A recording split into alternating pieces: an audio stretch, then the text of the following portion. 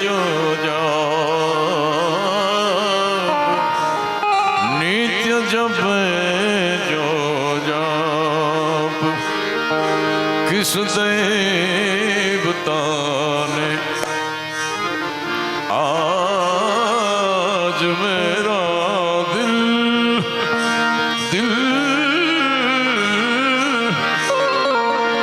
अरे दिल चुरा लिया किस देवता ने आज मेरा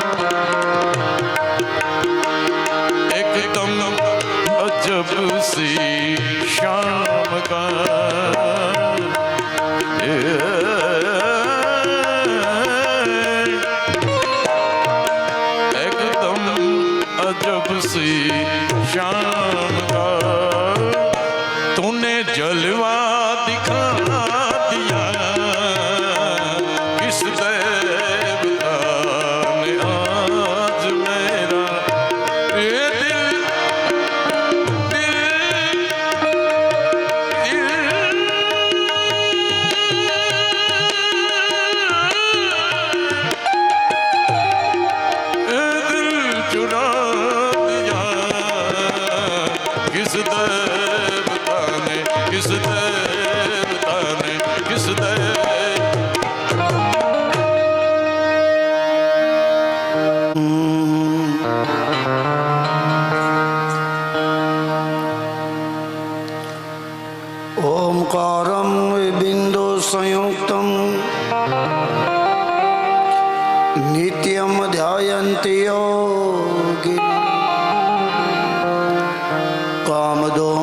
मोक्षदं चैवम् ओंकाराय नमो नमः।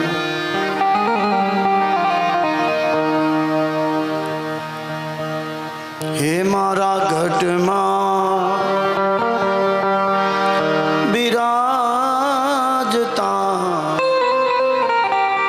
શ્રીનાથજી યમુનાજી મહાપ્રભુજી મારા ઘટમાં બિરાજતા શ્રીનાથજી યમુનાજી મહાપ્રભુજી મારું મનડું છે ગોકુળ વનરાવન મારું મનડું છે ગોકુળ વનરાવન મારા તનના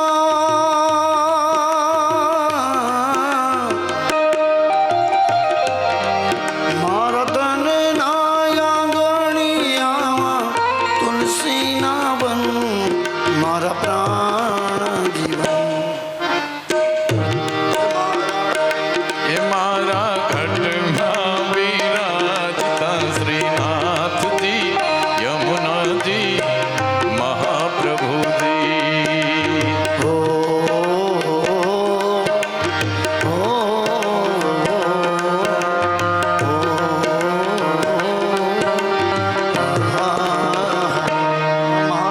ઘટમાં બિરાજતા શ્રીનાથજી યમુનાજી મહાપ્રભુજી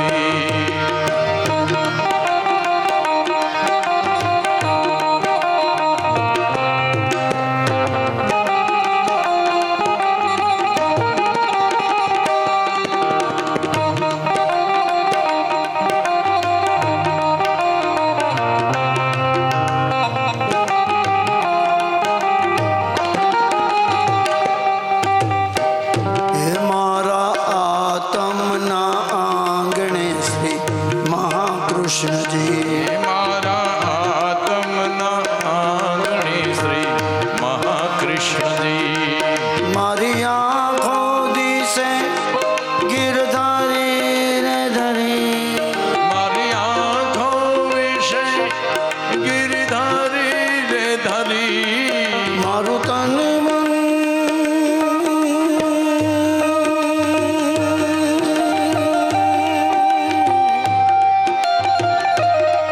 મારું તન મન ગયું છે જેને વારી રે વાદી મારા શ્યામ મુરારી એ મારા ઘટમાં વિરાજતા શ્રીનાથજી યમુનાજી મહાપ્રભુજી ઓ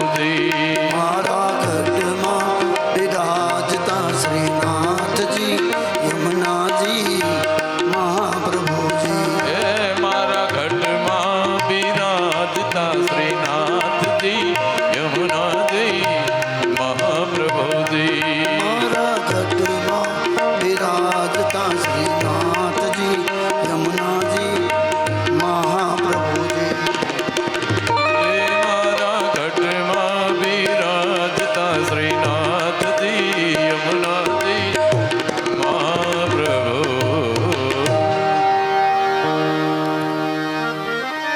સુખદેવજી મહારાજ પરીક્ષિત રાજાને આત્માનું કલ્યાણ થાય, પૂર્વજોના ઋણમાંથી મુક્તિ મળે એવો આ ભગવત સત્સંગ છે. હે રાજન, પરમાત્માએ કેટલા જીવ ઉપર કૃપા કરી, કેટલા ભક્તોનો ઉદ્ધાર કર્યો. પણ ભક્તિ આવે તો જ્ઞાન આવે અને તો જ વૈરાગની ગતિ થાય. હે રાજન, જ્યારે જ્યારે વિપત્તિ આવી, જ્યારે જ્યારે અધર્મ આવ્યા, ત્યારે ત્યારે કોઈ ને કોઈ રૂપ લઈ અને ભગવાન પણ આવ્યા છે. ક્યારેક ભગવાન રામ બનીને આવે, ક્યારેક કૃષ્ણ બનીને આવ્યા, તો ક્યારેક ભગવાન વામન બન્યા છે. સાંભળ પરીક્ષિત, આમ ભગવાને ગોકુળમાંથી વિદાય લીધી, માં જશોદા નંદ બાબાની પાસેથી વિદાય લીધી અને ભગવાન મથુરા આવ્યા. મામા કંસને મારી ધર્મની સ્થાપના કરી. ભગવાન સાંદીપની આશ્રમે ભણવા ગયા. સુદામા જેવા મિત્રની મુલાકાત થઈ અને ભગવાન ફરી મથુરા આવ્યા. મથુરામાં ભગવાન પોતાનો સમય પસાર કરે છે. સાંભળ પરીક્ષિત, મથુરામાં ભગવાન જ્યારે રાજ કરે છે ત્યારે ઓલો જરાસંઘ મથુરા નગરી ઉપર ચડાઈ કરે છે. કારણ કે ભગવાને કંસને માર્યો છે અને આ જરાસંઘના જમાઈ થતા હતા. ઓચિંતાનું જરાસંઘે આક્રમણ કર્યું, મથુરામાં ઘેરો કાઢ્યો,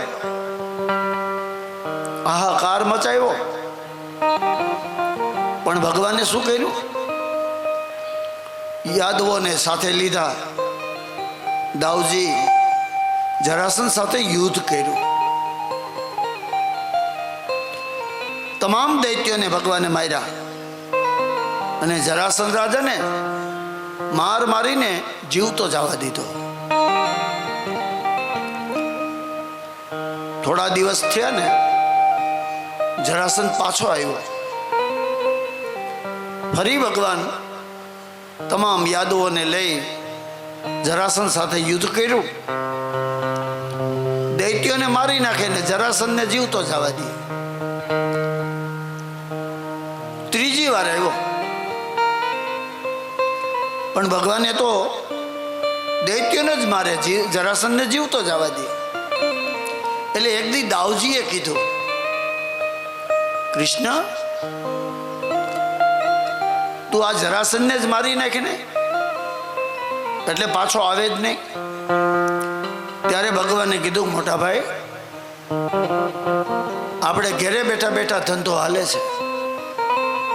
દાઉજીએ કીધું, ઘરે બેઠા ધંધો? હા મોટા ભાઈ, આ દૈત્ય છે ને એ બધા પાપી છે, એને મારો હોય ને તો મારે ગોતવા જવા પડે, પણ આ ગોતી ગોતીને એ લઈ આવે છે અને હું અહીંયા માર્યા કરું. ગ્રેટ પોલિટિક, મોટો રાજકારણી છે કૃષ્ણ, મોટો બુદ્ધિશાળી કૃષ્ણ છે. 17 વખત જરાસંધ આવ્યો મથુરામાં. છેલ્લી વાર જ્યારે આવ્યો ને જરાસંધ, ત્યારે કાલ યવન નામના દૈત્યને લઈને આવ્યો. મહાસંગ્રામની અંદર યુદ્ધ થવા લાગ્યું. હાહાકાર મચાવ્યો જરાસંધે. પણ ભગવાને આ બાજુ શું કર્યું? વિશ્વકર્મા દાદાને બોલાવ્યા. બોલીએ વિશ્વકર્મા મહારાજ કી જય. આજે વિશ્વકર્મા પૂજન છે. દાદાને બોલાવ્યા. બોલો પ્રભુ. કહ્યું દાદા, જાઓ મારા માટે સોનાની નગરી બનાવો. વિશ્વકર્મા દાદાએ દરિયાની અંદર હવેલી બનાવી, જેને આજ આપણે દ્વારિકા કહીએ છીએ. 10 દરવાજાવાળી સોનાની નગરી. અને આ બાજુ ભગવાને તમામ મથુરાવાસીઓ હતા, યાદવો, બધાને દ્વારકા પ્રસ્થાન કરાવ્યા. ઘણા દિવસ સુધી આ યુદ્ધ ચાલ્યું. પણ કાળ યવન નામનો દૈત્ય ભગવાનની હારે યુદ્ધ કરવા આવ્યો. ભગવાને કીધું કાળ હારે યુદ્ધ ન કરાય. એટલે મેદાન હતું ને જે રણ, એ મેદાન છોડીને ભગવાન ભાગ્યા. રણ છોડીને ભાગ્યા એટલે ભગવાનનું નામ બીજું રણછોડ પડ્યું છે. આગળ કૃષ્ણ, પાછળ ઓલો કાલ યવન. ભાગતા ભાગતા એક મોટી ગુફા આવી. ભગવાન આ ગુફામાં જતા રહ્યા.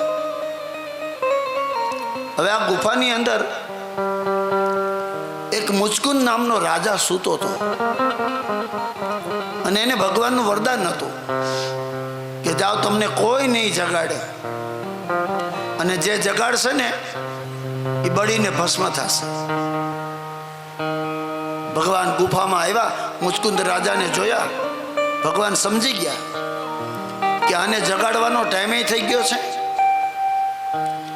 પિતાંબર હતું ને ભગવાન પાસે, એ મુચકુંદને ઓઢાડી દીધું અને પોતે સંતાઈ ગયા.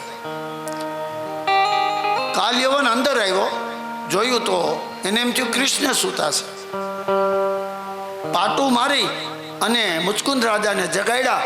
અને મુચકુંદ રાજા જાગ્યા ને આંખમાંથી અગ્નિ નીકળી અને કાલ યવન બળીને ભસ્મ થયો.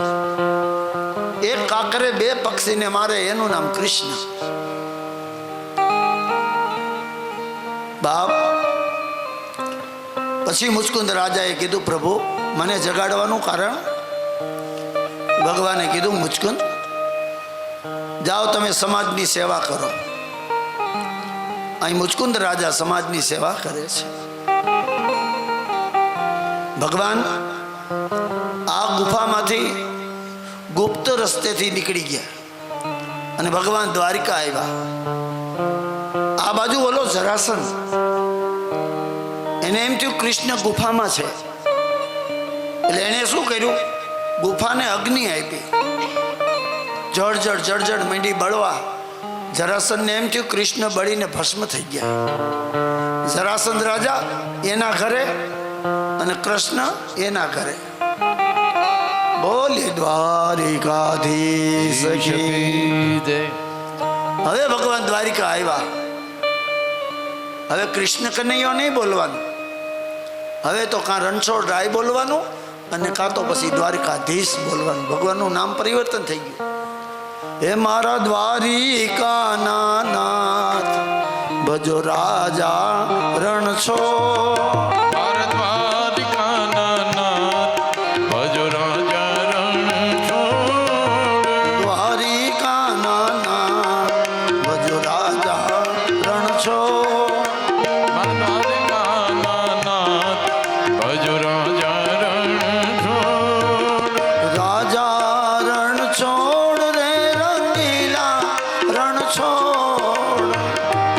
રાજા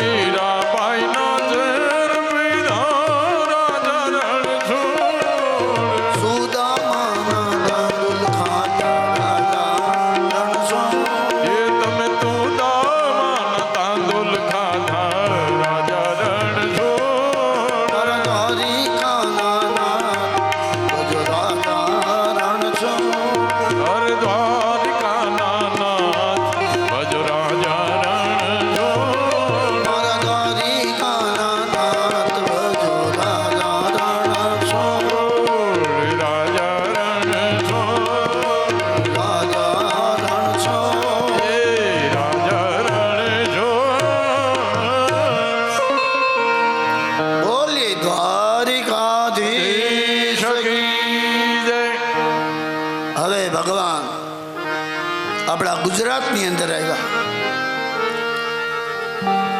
એક રાજ્યની સ્થાપના કરી. આપણા ગુજરાતમાં ત્યારે ઘણા રાજાઓ હતા. તે બધા રાજાઓએ ભેગા થઈને વિચાર્યું કે આ નવો રાજા કોણ આવ્યો. ભગવાનની અરે કેટલાય રાજાએ તો યુદ્ધ કર્યું, પણ ભગવાને બધાને હરાવી અને દ્વારકા નગરીની સ્થાપના થઈ.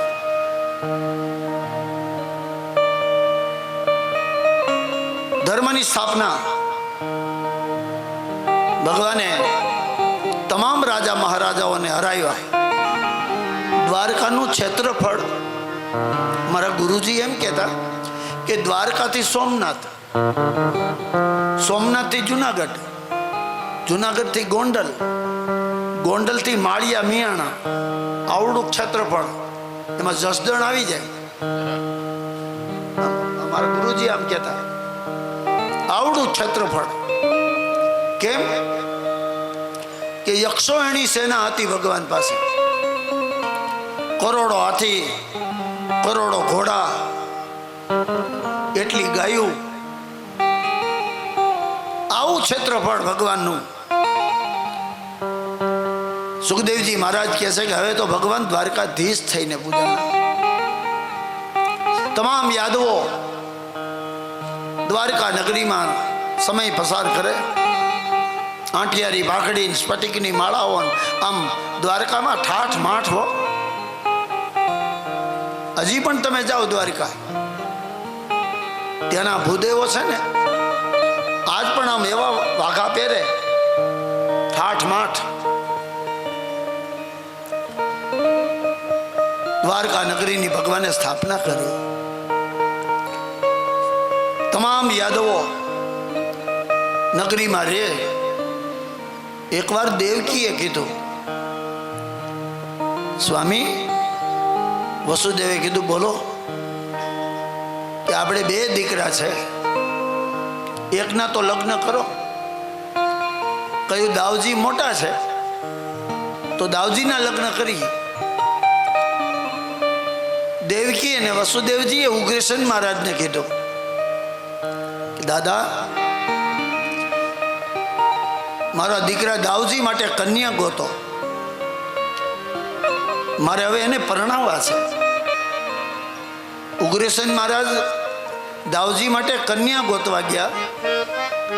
ચાલતા ચાલતા રૈવત રાજાના રાજ્યમાં ગયા.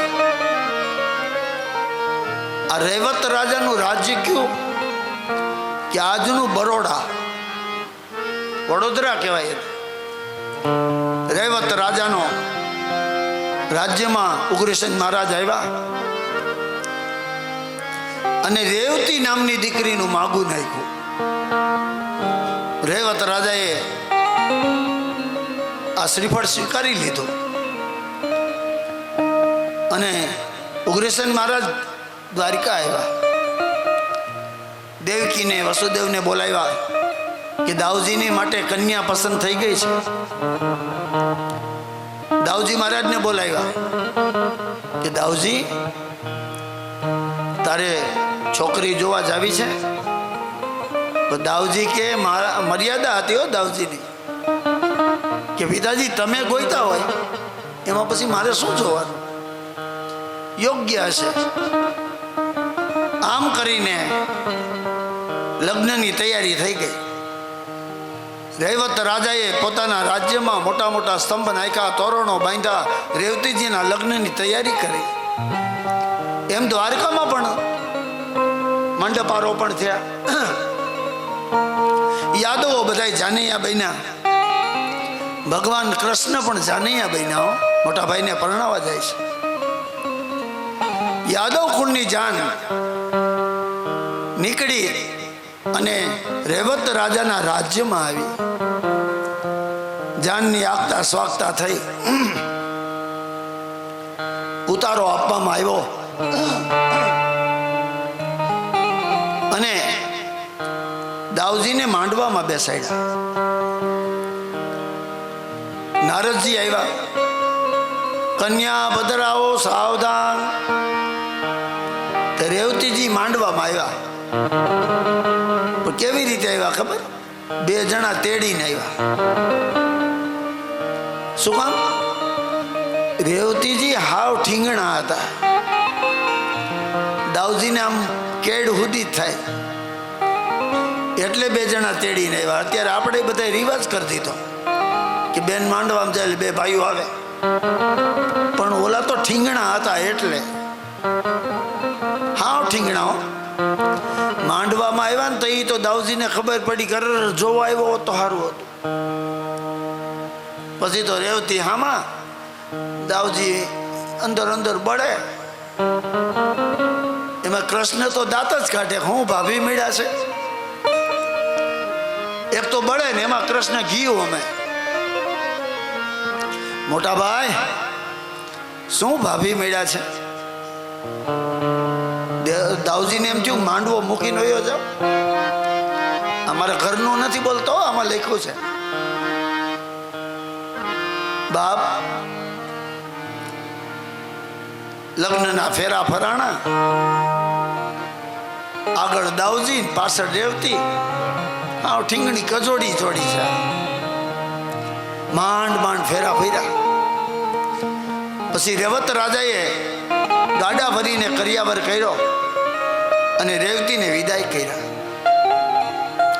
હવા વગરના લગ્ન દાઉજીના થયા હો. દ્વારકા આવ્યા. હવે બને શું? 2 માણાને કઈ વાતો કરવી હોય ને તો રેવતી અધર જોવે ને દાઉજી નીચું જોવે તો એ 2 વાતો કરે. એમાં કૃષ્ણ જોઈ ગયા, પણ મસ્કરી બહુ કરતા હો કૃષ્ણ ભાભીની કે વાહ મોટા ભાઈ વાહ, મારી ભાભી ડોરા કાઢે તો નીચું જોઈ જાવ છો. દાઉજી ક્યાં રોજની ઝંઝટ. તો હળ હતું ને દાઉજી પાસે, એ હળ કૃષ્ણની જગ્યાએ રેવતીને માર્યું. રેવતી લાંબા થઈ ગયા, દાઉજી જેવા થઈ ગયા. તો રેવતીજી પૂછ્યું, સ્વામી મારી કઈ ભૂલ હતી તો તમે મને કેમ માર્યું? મારે રહેવું નથી તમારી ભેગું એમ કરીને રેવતીજી ભાગ્યા. તેથી આવું થતું હતું તો અટાણે વાસણ ખખડે તો શું થઈ ગયું? તો રેવતીજી વયા ગયા કે મારે રહેવું નથી દ્વારકામાં. ક્યાં ગયા? જુનાગઢ આવ્યા, દામોકુંડ. કૃષ્ણએ કીધું મોટા ભાઈ આ ભાભી તો રિસાઈને વયા ગયા, જાઓ મનાઈ આવો અને મનાવીને એને પાછા લઈ આવો. દાઉજી જુનાગઢ આવ્યા, દામોકુંડ. જે જુનાગઢ ગયા હોય એને ખબર હોય બાજુમાં રેવતી કુંડ છે કે હાલ હવે કોઈ દી કાંઈ નહીં કહો ને કેટલું ને કેટલું. તોય રેવતી કે મારે આવવું નથી. દાઉજી કે તું ન આવ્યું તો હું નહીં જાઉં એમ કરીને દાઉજી કિનારે બેઠા. તમે રેવતી કુંડે ઉભા રહ્યો ને એટલે દાઉજીનું મંદિર સામું દેખાશે. આજ પણ ત્યાં છે. આમ સમાધાન કર્યું અને રેવતીજી દ્વારિકા આવ્યા અને દાઉજી સંસારિક જીવન જીવે છે. પણ મર્યાદાનું પ્રતીક હતા દાઉજી. હળ રાખતા, ક્રોધી હતા. સમય મીડો પસાર થવા અને દ્વારકા નગરીનો જય જયકાર થવા લાગ્યો ત્યારે પરીક્ષિત રાજાએ કીધું કે બ્રહ્મદેવ હવે મને બતાવો કે ભગવાન કૃષ્ણના લગ્ન કેમ થયા હતા. સાંભળ પરીક્ષિત, દક્ષિણ દિશામાં એક ભીષ્મક નામનો રાજા રાજ કરતો હતો જેને વિદર્ભ દેશ કહેવાય. આ વિદર્ભ દેશ એટલે મહારાષ્ટ્ર. આજે આપણે એને મહારાષ્ટ્ર કહીએ છીએ. અમરાવતી નગરી ભીષ્મક રાજાનું રાજ કહેવાય. પણ ભીષ્મક રાજા હતા ને એ દૈત્ય હતા. એને 2 દીકરી 3 દીકરા હતા. એમાં સૌથી મોટાનું નામ રૂકમયો હતું, એક ઋત્વિક હતું અને એક રોહિત. આવા 3 દીકરા હતા. દીકરીનું નામ રૂકમણી હતું આમ રાજ્ય ભીષ્મક રાજાનું ચાલે. સમય પસાર થતા થતા દીકરીઓ મોટી થઈ ગઈ. એકવાર ભીષ્મક રાજાએ કીધું કે બેટા રૂકમૈયા, કે બોલો પિતાજી, કે હવે બેન બા મોટા થઈ ગયા છે, તો હવે આના લગ્નનું કંઈક આયોજન કરો, મુહૂર્તિઓ ગોતો. આ જવાબદારી રૂકમૈયાને આપી. તો રૂકમૈયો મુહૂર્તિઓ ગોતે છે. ગોતતા ગોતતા શિશુપાલની પસંદગી કરી. દૈત્ય લોકનો રાજા રૂકમૈયાએ આવી અને ભીષ્મક રાજાને કીધું કે પિતાજી, આપણા બેનબા માટે શિશુપાલ કેમ? અરે, તો દૈત્ય કુળનો રાજા છે. આમ કરીને રૂકમણી માના સંબંધો નક્કી થયા. આ વાતની જાણ રૂકમણીને થઈ. ઢોલિયા ઉપર બેઠા બેઠા રૂકમણી માતા રડે કે અરે અરે, મારા ભાઈએ મૂર્તિઓ તો ગોઈતો, પણ દૈત્ય ગોઈતો. દૈત્ય હોય તોય ભલે, પણ પાપી છે. આવા વરરાજાને વરવા કરતા તો મરી જવું સારું. દીકરી રૂકમણી મનોમન દુખી થાય છે. કેમ કે મૂર્તિઓ ગમતો નથી, પણ ત્યારની મર્યાદા એવી હતી કે દીકરીઓ કઈ બોલતી નહીં. એમાં હૃદયની રાઈ જાય બેનપણી પાસે થાય. રૂકમણીના બેનપણી આવ્યા. રૂકમણી, બેન કેમ રડે છે? કે જોને મારા માટે મૂર્તિઓ પસંદ થઈ ગયો છે, પણ બેન મને ગમતો નથી, મારે લગ્ન નથી કરવા. બેનપણીએ કીધું પિતાજીને કે ના, મર્યાદા છે. તો ભાઈને કે અરે, ભાઈ તો બહુ ક્રોધી છે. તો કરવું શું? તું કઈક રસ્તો બતાય. ત્યારે બેનપણીએ પૂછ્યું કે રૂકમણી, આમાંય તારે લગ્ન તો કરવા જ પડશે. તો શિશુપાલમાં શું વાંધો છે? તારા ધ્યાનમાં કોઈ બીજો છોકરો છે? રૂકમણીએ કીધું હા. કોણ? કે દ્વારકાનો રાજા કૃષ્ણ. ઓહો, ક્યાં દ્વારકા નગરી ને ક્યાં ભીષ્મક રાજાનું રાજ. રૂકમણી, કૃષ્ણ તમને ક્યારે મળ્યા છે? રૂકમણીએ ના પાડી કે અમે ક્યારે મળ્યા નથી. તો કે બસ મનોમન હું વરી ચૂકી છું. જ્યારથી મેં દ્વારકાધીશનું નામ સાંભળ્યું ત્યારથી મેં નક્કી કર્યું કે લગ્ન તો હું કૃષ્ણ હારે જ કરી. મનોમન પરણી ગઈ છે. હવે આ સંબંધ કેમ કરવો? બેનપણી, તું કઈક રસ્તો બતાય. ત્યારે બેનપણીએ કીધું કે રૂકમણી, દ્વારકાધીશને તો ખબર જ નથી, તો એને તો જાણ કર કે મારે લગ્ન કરવા છે. એટલે રૂકમણી માતાએ પત્ર લખ્યો. આ પત્રને પ્રેમ પત્ર નામ આપ્યું. ઢોલિયા ઉપર બેસીને રૂકમણીએ પ્રેમ પત્ર કૃષ્ણને લખ્યો. આ પ્રેમ પત્ર રૂકમણીએ લખ્યો ને પછી જ આપણી દીકરીઓ પ્રેમ પત્ર લખતી થઈ. આગળ મજા હતી હો પ્રેમ પત્રની. ટપાલી આવે, દીકરીઓ રાહ જોતી હોય, અને પાછો વળતો જવાબ 8 દીએ જાય ને ટપાલી જતા, બીજું તો કઈ હતું નહીં. આ આપણી બધી સંસ્કૃતિ હતી. પણ જ્યારથી આ વોટ્સઅપ ને મોબાઈલ ચાલુ થયા ને, આ સંસ્કૃતિનો નાશ થઈ ગયો. નહીતર પ્રેમ પત્રની મજા હતી. હવે પ્રેમ પત્ર તો લખાણો, દેવા કોણ જાય દ્વારકા? તે ગામના ભૂદેવને બોલાવ્યા. ગોરબાપા આવ્યા સીધા રૂકમણીના ખંડમાં. બોલો બેન. રૂકમણીએ કીધું દાદા, તમારે કામ કરવાનું છે. કે શું? કે આ પ્રેમ પત્ર લઈ અને દ્વારકા જવાનું છે. આગળ છે ને બધી વસ્તુ, બધું કામ બ્રાહ્મણ જ કરતા. તમારા દીકરા દીકરીની સગાઈ બ્રાહ્મણ જ ગોતી આવતા. લગ્ન લઈને તો કે બ્રાહ્મણ જ જાય. હવે આને પ્રેમ પત્ર કયો તોય ભલે, લગ્ન કયો તોય ભલે, લઈને તો બ્રાહ્મણ જ જાય. જાઓ તમે દ્વારિકા અને કૃષ્ણના હાથમાં પત્ર આપજો. ભલે બેન, ચિંતા ન કરતા. ગોર બાપા તો રાજી થઈ ગયા. કેમ? અમારે શું હોય, દક્ષિણાથી કામ હોય. કેવી જગ્યાએ જવાનું છે, દ્વારકાધીશ કેટલી દક્ષિણા આપશે. તે પત્ર લઈને ગોર બાપા હાલતા થયા. આગળના વખતમાં અમારી પાસે 4 ટ હતા. બ્રાહ્મણ પાસે 4 ટ હતા. અત્યારે એકેય નથી. ક્યાં 4 ટ? એક તો ટીપણું, પંચાંગ. તમે મુહૂર્ત જોવડાવવા આવો એટલે ગોર બાપા ટીપણું ખોલે.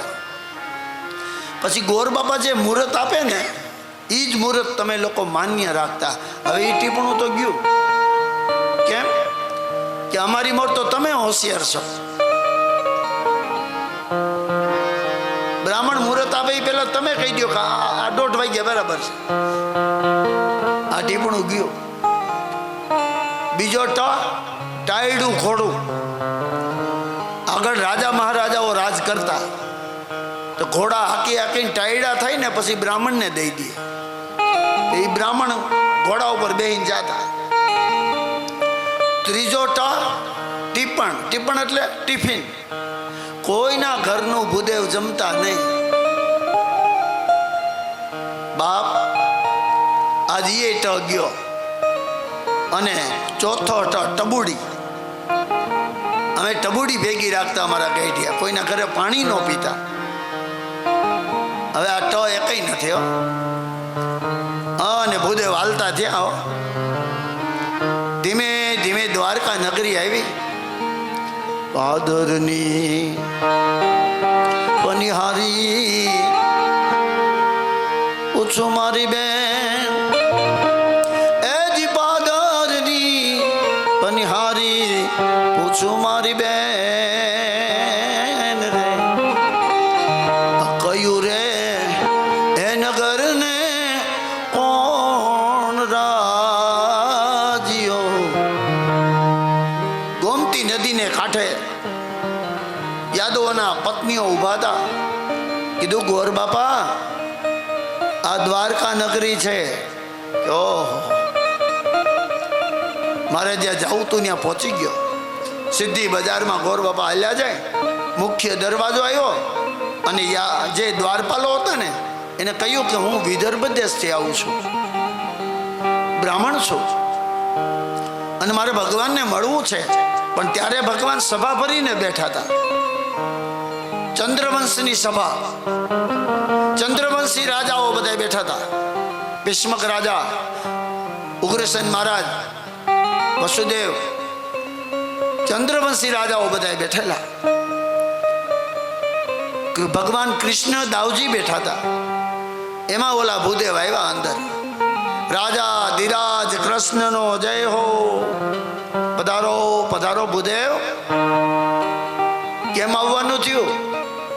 ત્યારે ગોર બાપાએ કીધું, પ્રભુ વિદર્ભ દેશથી આવું છું અને આ પત્ર લઈને આવ્યો છું. એક દ્વારપાલે પત્ર લઈને ભગવાનને આપ્યો અને ભગવાને વાંચ્યો.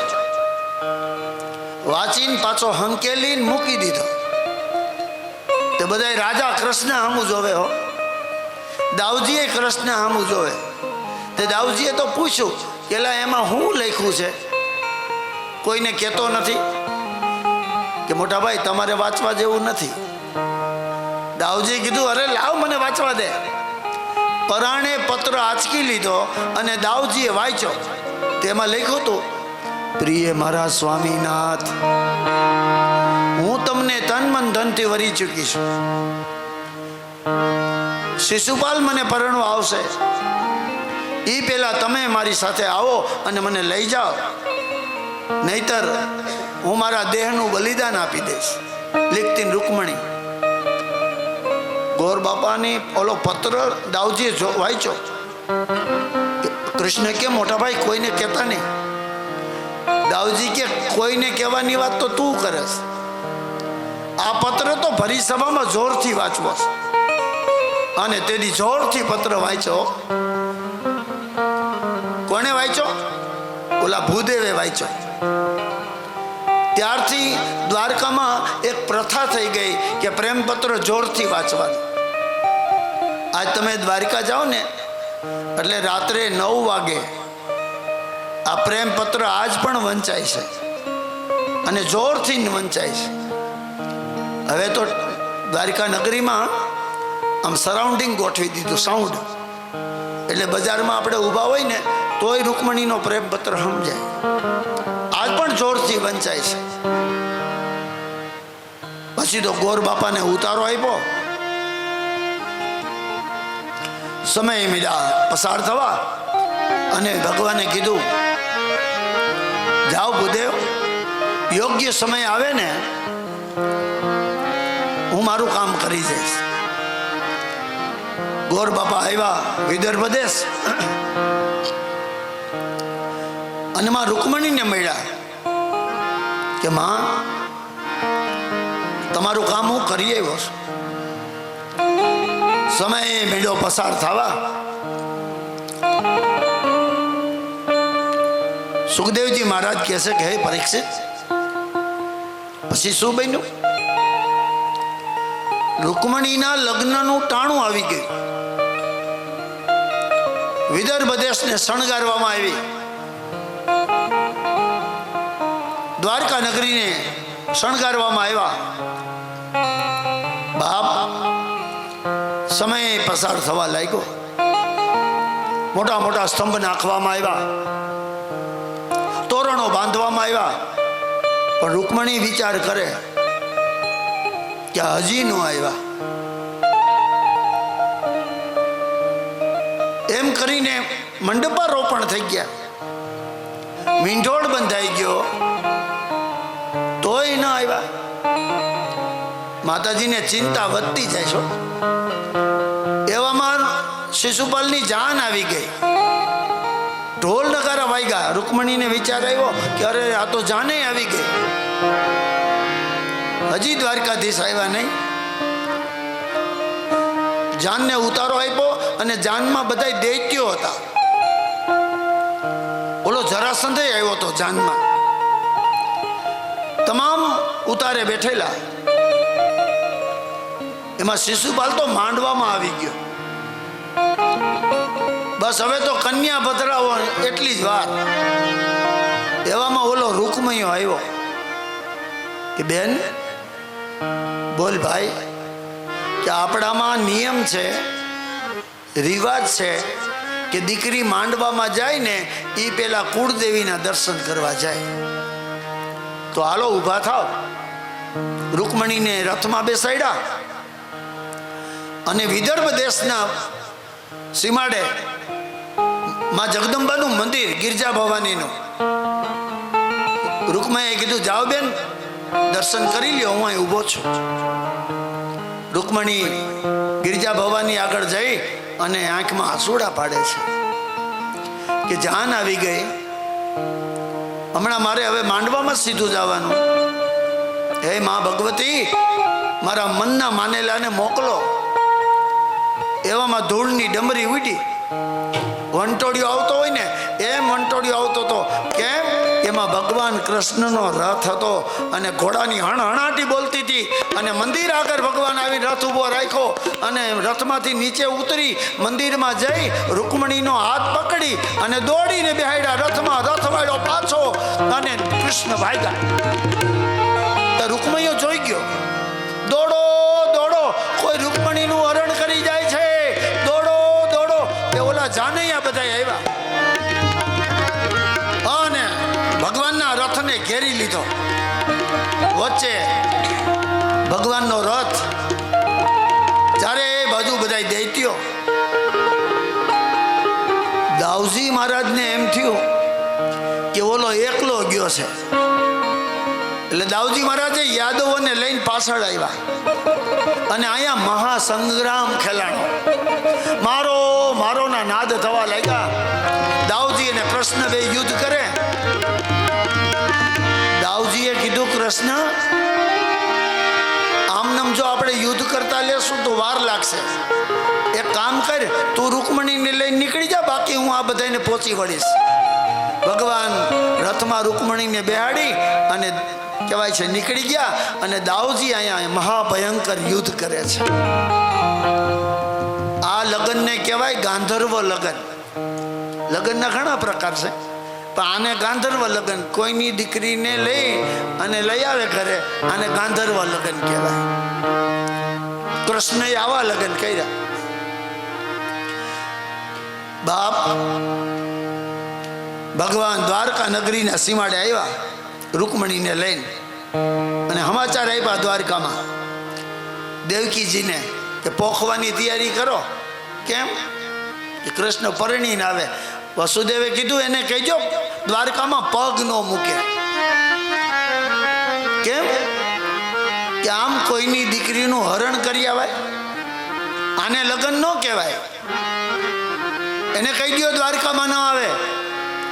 તો ભગવાન તો અહીં ઊભા હતા, એમાં દાઉજી મહારાજ આવ્યા. કેમ કૃષ્ણ? કે મોટા ભાઈ, પિતાજી તો ના પાડે છે. કે ના જ પાડે ને, આવી રીતે લગ્ન થોડા કરાય. એક કામ કર, તું રૂકમણી આયરે ફેરા ફરી લે. મિયા બીબી રાજી તો ક્યાં કરેગા કાજી, પછી તને કોઈ નહીં રોકે. વળી દ્વારકામાંથી રથ પાછો વાળ્યો અને ભગવાન માધવપુર ઘેડ આવ્યા. બોલીએ માધવરાય કી જય. માધવપુરમાં ભગવાને ઉતારો કર્યો. પછી તો દ્વારકાથી વસુદેવ ને દેવકી ને બધા આવ્યા. ભીષ્મક રાજાને બોલાવ્યા અને માં જગદંબાના લગ્ન ધામે ધૂમે કરવામાં આવ્યા છે. લગ્નની મજા છો. 4 દિવસના લગ્ન હતા પહેલા. આજે 4 કલાકના લગ્ન માંડ થાય છે. પહેલા દિવસે જાન આવે, બીજા દિવસે માયરા, ત્રીજા દિવસે તોરણ અને ચોથા દિવસે વિદાય થતી. અને આ 4 કલાકમાં તો વાડી ખાલી કરવાની. શું લગ્નની મજા છે બાપ. આને કહેવાય વિવાહ. આપણે ઘણાને પૂછીએ ને ક્યાં ગયા હતા, તો કે વિવાહમાં ગયા હતા. 20 જાતના વાહ લેવા ગયા હતા. આજના લગ્નની વાત કરું છું. શું લગ્ન ગીતની મજા છે. તેદીના લગ્ન ગીતે આપણા ગઈઢિયાઓ ગાતા તો આપને એમ થાય સાંભળા જ કરીએ. સહેજ વોલ્યુમ દે બેટા, બહુ ખેંચાવું પડે છે. લગ્નની મજા જુદી છે બેન. સુખદેવજી મહારાજ કહે છે કે આમ ભગવાને માધવપુરની અંદર લગ્ન કર્યા અને માધવ રાય કહેવાના. યાદવ કુળની જાન, પરણે રાણી રૂકમણી પાતળિયા ભગવાન. આમ ભગવાનના લગ્ન થયા. આ પ્રસંગ હમણાં આપણે જાન આવે પછી ઉજવશું. કથાને આગળ વેગ આપો. સાંભળ પરીક્ષિત, આમ રૂકમણી હારે લગ્ન કરી અને ભગવાન દ્વારકા નગરી આવ્યા. એક લગ્ન થઈ ગયા હો ભગવાનના. હજી તો 16,108 રામ અને કૃષ્ણ. રામ સરળ, કૃષ્ણ અટપટા છે. રામે એક જ લગ્ન કર્યા. એ સમાજે એમ કીધું કે સીતાજીને રામ રાખે, હું ન રાખું. રામે સીતાજીને બીજી વાર વનમાં મોકલા. આને કહેવાય મર્યાદા પુરુષોત્તમ. પણ કૃષ્ણે 16,108 પત્ની બાબત તો ભગવાને કાપો વાળ્યો.